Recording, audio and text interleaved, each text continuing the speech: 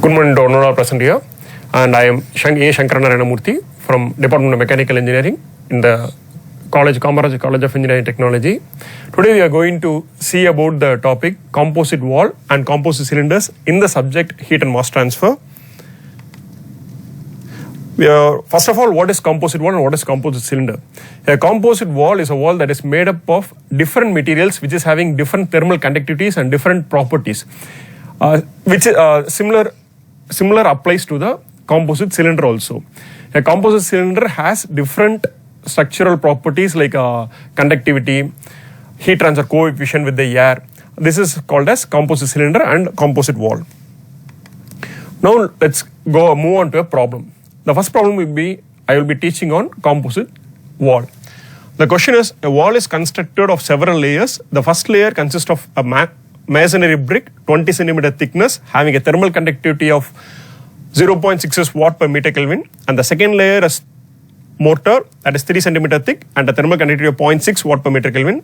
It also has a third layer which is made up of limestone and 8 centimeter thick, and the fourth layer is plaster layer and is 1.2 centimeter thick with a different thermal conductivity, and the heat transfer coefficient of the interior side of wall is 5.6 watt per meter square Kelvin, and the exterior side, that is outside, which is the plaster side, is 11 watt per meter square Kelvin, and also the interior room temperature is 22 degrees Celsius and the outside air temperature is minus 5 degrees Celsius. And what we have to calculate is the overall heat transfer coefficient, that is H value, the overall thermal resistance of the wall, the rate of heat transfer per square meter of the wall, the temperature of the junction between the mortar and the limestone. These are all the things what we are going to calculate. Now let's go about the given data. The given data. The first thing. The first layer is masonry brick which has a K1. Let's take a K1 as 0.06 watt per meter Kelvin, which has a thickness of 0.2 meter. And the second layer is mortar layer, which has a thermal conductivity of 0.6 watt per meter Kelvin, and which has a thickness of 0.03 meter. And the third layer is limestone layer, and the fourth layer is plaster layer. And limestone layer has a K3, and let's take it as K4. Limestone layer has a 0.58 watt per meter Kelvin, and it has 0.6 watt per meter Kelvin, and thickness, let's take it as L3, and this is L4, and L3 is 0.08 meter, and this is 0.12 meter. This is what the given data looks about. Now let's go on to the heat transfer coefficients. What are the given data on the heat transfer coefficients? That is H1, HA and HB.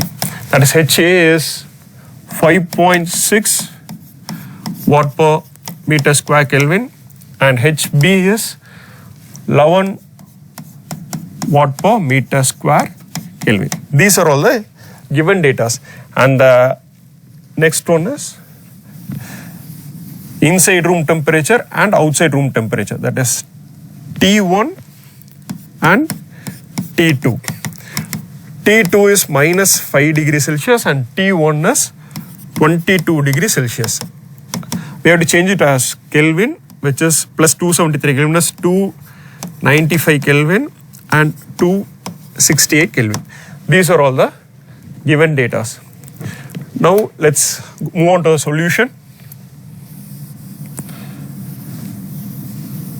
We have written all the given data. Now let's move on to the solution. From your data book, page number 42 and 43. And in the newer version, it will be in the data book page number 44 and also data book 45. First of all, we have to find out the heat transfer rate. Q is equal to del T by R. This is a general formula. We already know that del T, that is 295 Kelvin minus 268 Kelvin, which we know, and divided by R. R is the thermal resistance. And the R formula will be R is equal to 1 by HA plus L1 by K1 plus L2 by K2 plus L3 by K3 plus L4 by K4 plus 1 by HB. And this is general formula for unit area. Now let's substitute all the values. We will be getting an answer of 0.374 watt per Kelvin. This is what the answer will be for the thermal resistance. Now we can just substitute this value and or that is 0.374 watt per Kelvin. When we substitute this value, we will be getting a Q answer as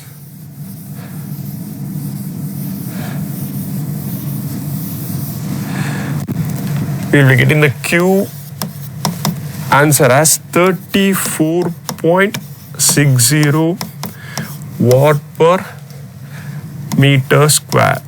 This is a solution for the first question, that is the heat transfer. Next, we have to find out the heat transfer coefficient, that is U is equal to 1 by R, which is 1.28 watt per meter square Kelvin. This is the overall heat transfer coefficient.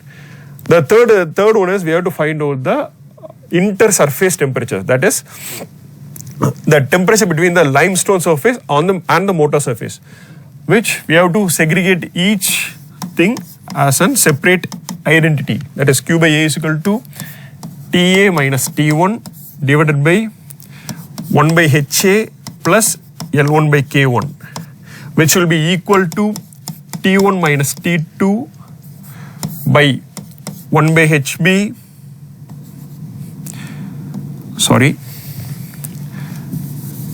it is for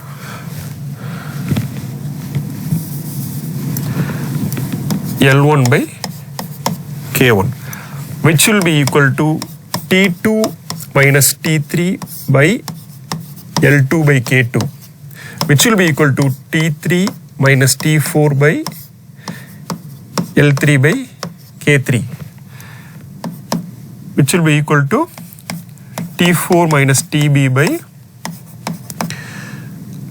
L4 by K4. And this is how we should separate each and everything. Now, when we substitute each and every formula, we will be getting the required temperature difference as we wanted to have in our solution. So, in our solution, in our question, they have asked for the temperature difference between the temperature at T3, that is, when you substitute the previous formula, we will be getting the T3 as minus 12 degrees Celsius. That is minus 12 plus 273, which is 261 Kelvin. This is the solution. So the overall solution will be the overall heat transfer coefficient.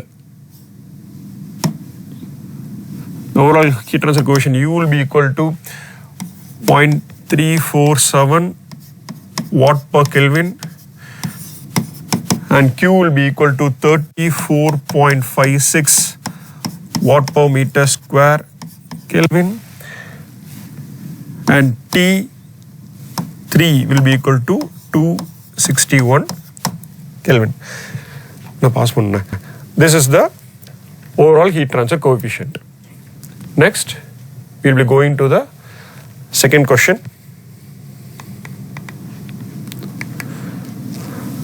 Yes, this is the second question.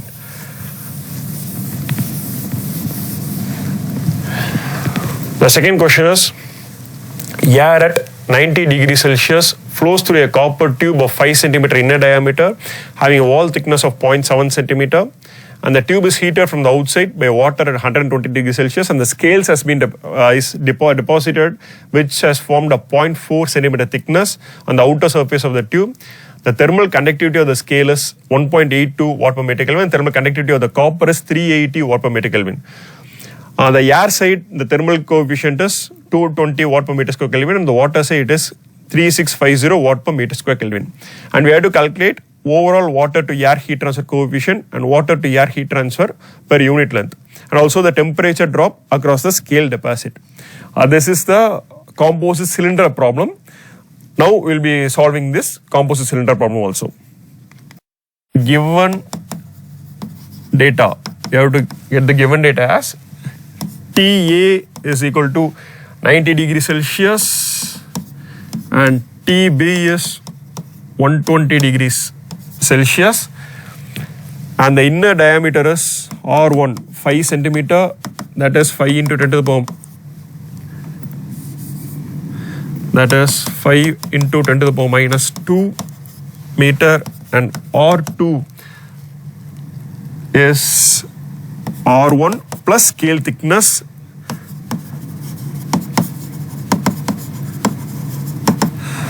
which is 5 into 10 to the power minus 2 plus 0.07, that is 0.032 meter, and R3 is R2 plus 0.04, which is 0.036 meter.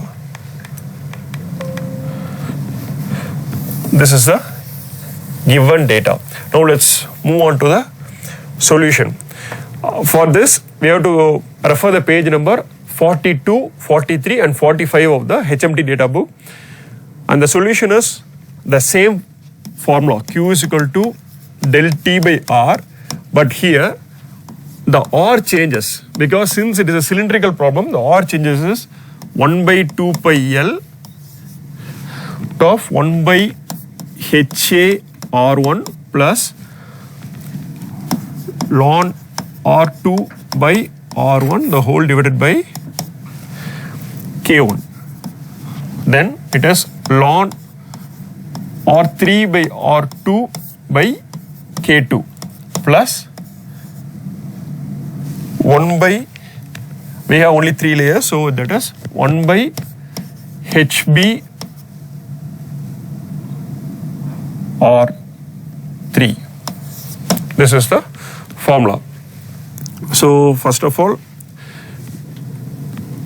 when we substitute each formula for R, we will be getting the R answer as, sorry, we will be getting the Q answer. When we substitute all the values, we will be getting the Q answer as, this is 120 minus 90 divided by the whole substitution, R value, which will be getting answer of 739 minus 739.4 watt per meter square.